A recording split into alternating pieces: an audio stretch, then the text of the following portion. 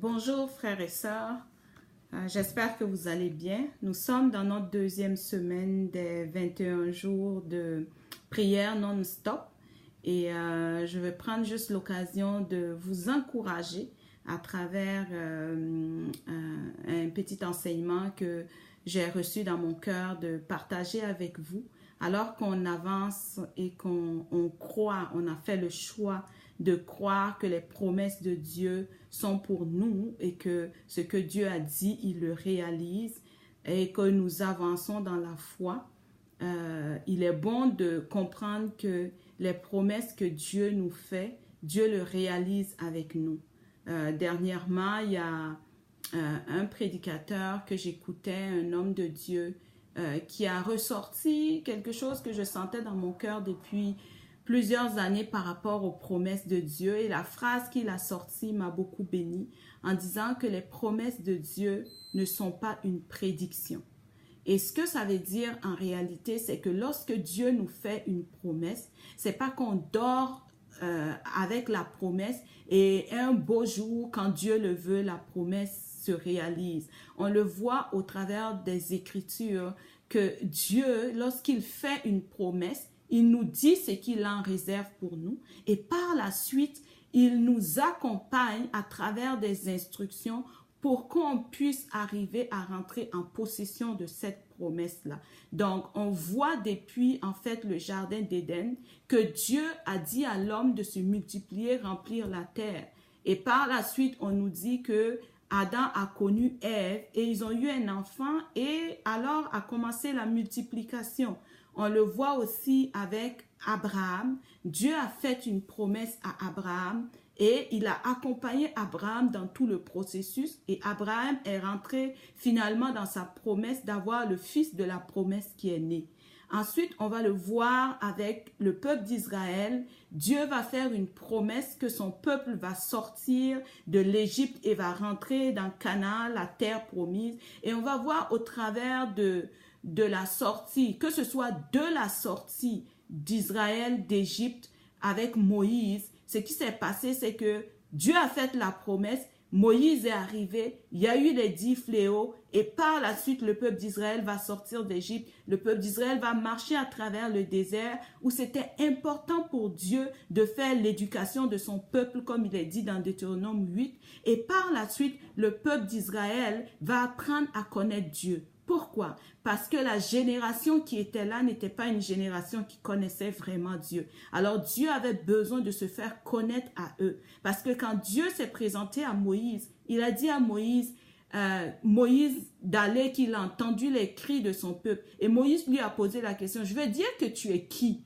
Ça veut dire que le peuple à qui Moïse parlait ne connaissait pas vraiment Dieu pour l'instant. Et Moïse va amener le peuple, ils vont arriver au mont Sinaï. Dieu va venir se révéler à ce peuple-là pour montrer qui il est. Il va se révéler à eux à travers des miracles, à travers des signes, à travers des prodiges. Il va les délivrer, il va leur donner la manne dans le désert. Il va leur définir en fait quel Dieu il est. Et par la suite, son objectif était de changer l'identité de ce peuple-là qui avait vécu comme esclave pendant des années à devenir des fils et des filles de Dieu. Donc, ils vont passer à travers ça et ils vont arriver devant Canaan. Il y aura les 12 espions qui vont aller pour reconnaître le pays. Quand ils vont revenir, le peuple va refuser d'aller combattre. Ils vont avoir peur et la génération à qui la promesse avait été faite ne va pas rentrer dans la terre promise. Quand bien même Dieu avait fait cette promesse à cette génération d'aller prendre Canaan qui rentrerait dans la terre promise, ils ne sont pas rentrés parce qu'ils n'ont pas voulu suivre les instructions de Dieu. Alors dans nos vies, lorsque Dieu nous fait des promesses, Dieu veut qu'on collabore avec lui. Il a dit au peuple d'Israël qu'il va être comme un feu dévorant qui va marcher devant eux. Donc, ça veut dire que le peuple d'Israël marche et puis Dieu marche devant eux pour leur donner la victoire et leur faire rentrer dans leurs promesses. Ce que j'aimerais partager avec nous aujourd'hui, c'est que vraiment lorsque Dieu nous fait une promesse, il y a des instructions qu'il nous donne et il nous forme pour aller prendre possession de la promesse que Dieu nous donne. Et aujourd'hui, j'aimerais partager en particulier avec nous l'histoire d'Abraham, la promesse pour devenir une grande nation. Abraham a reçu la promesse globale, « Je ferai de toi une grande nation » dans Genèse 12. L'instruction initiale que Dieu lui a donnée, c'est « Va, quitte ta famille, ton pays, la maison de ton père. » Et Abraham obéit. Abraham a dû garder une relation avec Dieu pour toujours être à son écoute et lui obéir afin d'arriver à recevoir sa promesse. D'abord, dans Genèse 13, 18, Abraham, après avoir bougé d'un endroit à un autre, il ne savait pas vraiment où s'installer, il finit par se fixer. La famille se déplace finalement vers l'Égypte où il expérimente la protection de Dieu. Après ça, on va avoir la séparation avec Lot qui va arriver. Donc, il expérimente la fidélité de Dieu, quand bien même Lot va prendre les parties où il y avait plus de verdure et que Abraham va rester de l'autre côté. Dieu va être fidèle à l'égard d'Abraham. Et ensuite, Abraham va voir la puissance de Dieu avec la délivrance que Dieu va lui accorder pour Lot. Par la suite, il va recevoir la bénédiction de Melchisédek avec la dîme qu'il va donner. Donc, Abraham reçoit une bénédiction. Ensuite, Abraham a une nouvelle révélation de Dieu dans Genèse 15. Et puis, Dieu va venir établir avec Abraham une alliance. Et sans le savoir, tout cela faisait partie des étapes que Dieu mettait dans la vie d'Abraham pour se faire connaître à Abraham avant même qu'arrive le fils de la promesse. Ensuite, il y a Ismaël qui va naître, qui est d'une initiative d'Abraham et de sa femme que Dieu bénit parce que la vie vient de Dieu. Dieu aurait pu permettre que lorsque Abraham s'unit avec la servante, l'esclave, qu'il n'y ait pas d'enfant. Mais il y a eu Ismaël qui est né et de façon générale, on interprète Ismaël comme étant une erreur de parcours. Mais moi, je ne le crois pas. Je crois que Dieu, dans sa souveraineté, Abraham a pris une initiative et Dieu a béni l'initiative d'Abraham. Mais ce n'était pas le fils de la promesse. Et après cette initiative d'Abraham que Dieu a choisi de bénir, Dieu va établir un signe de l'alliance. Dieu avait établi une alliance dans Genèse 15. Ensuite, il va établir un signe de l'alliance, un signe distinctif qui est la circoncision. Et Abraham va obéir. Donc, Dieu voulait mettre une différence entre ce peuple qui lui appartient avec ce signe distinctif dans la chair. Et après ça, Abraham est toujours à l'afflux parce que Dieu va lui dire non, non, non, c'est pas ton initiative que moi je bénis. C'est bon ton initiative, mais c'est pas ça que moi j'ai promis. Et Abraham va continuer de rester à l'afflux.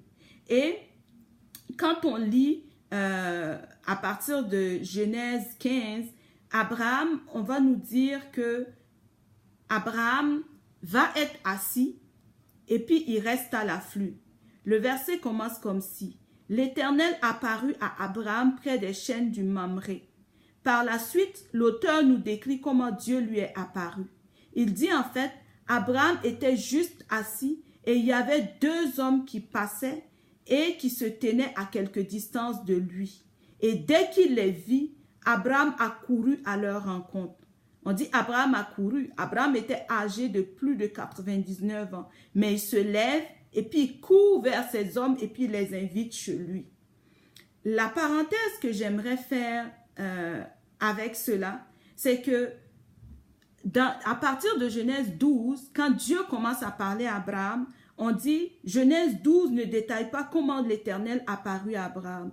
Genèse 13 non plus dit simplement l'Éternel dit à Abraham. Genèse 15 nous dit que c'est dans une vision que Dieu parle à Abraham. Genèse 17 ne nous dit pas non plus comment l'Éternel apparut à Abraham. Et finalement, en Genèse 18, la façon dont Dieu est apparu à Abraham, on dit que c'était deux hommes qui marchaient et puis Abraham était à l'afflux, il court vers ces personnes, il les reçoit chez eux et Abraham va avoir la réalisation de la promesse. Et ce à quoi ça me faisait penser, c'est que des fois on a l'impression que les instructions de Dieu doivent être simplement en rêve ou en une parole prophétique. Dieu nous conduit des fois dans là où on est quand on reste en collaboration avec lui, en communion avec lui. Donc, pour revenir sur la dernière instruction de Dieu qui va aboutir finalement à la naissance de la semence qui va produire la promesse. Donc, les deux hommes vont donner une instruction voilée à Abraham et Sarah qui, étant devenus vieux, n'avaient plus vraiment de désir sexuel l'un envers l'autre. Si on considère le commentaire de Sarah, Sarah dit « Comment suis-je encore capable d'avoir du plaisir ?» Donc, ça laisse sous-entendre qu'ils sont devenus vieux et puis les relations sexuelles étaient plus rares. Mais le fait que ces deux hommes ont annoncé cette promesse a amené à l'esprit de Sarah et d'Abraham, oh, on devrait peut-être aller ensemble, on devrait peut-être avoir des relations sexuelles parce qu'il nous a promis et puis il nous a dit l'année prochaine à la même époque. Donc, c'était une instruction de Dieu qui disait à Abraham et à Sarah d'aller ensemble pour que naisse la promesse. Parce que ce n'était pas encore la promesse de la venue de Jésus. Et ce à quoi ça me fait penser et puis que je voulais vous laisser avec ça, c'est que est-ce qu'il se peut que l'Éternel nous soit apparu maintes fois pour nous donner des instructions et pour nous faire entrer dans notre promesse et que nous soyons passés à côté? Si c'est le cas, sachant que ce n'est pas trop tard. Tant qu'on est encore en vie, notre Dieu est un Dieu qui use de patience. Le point, c'est d'être simplement conscient que lorsqu'on reçoit une prophétie, une promesse en rêve, Dieu vous montre des choses que vous faites. Dieu vous montre la finalité, mais il y a tout un processus pour arriver là. Et le point, c'est de collaborer avec Dieu, d'être alerte aux instructions de Dieu pour être capable de rentrer dans cette promesse que Dieu nous donne.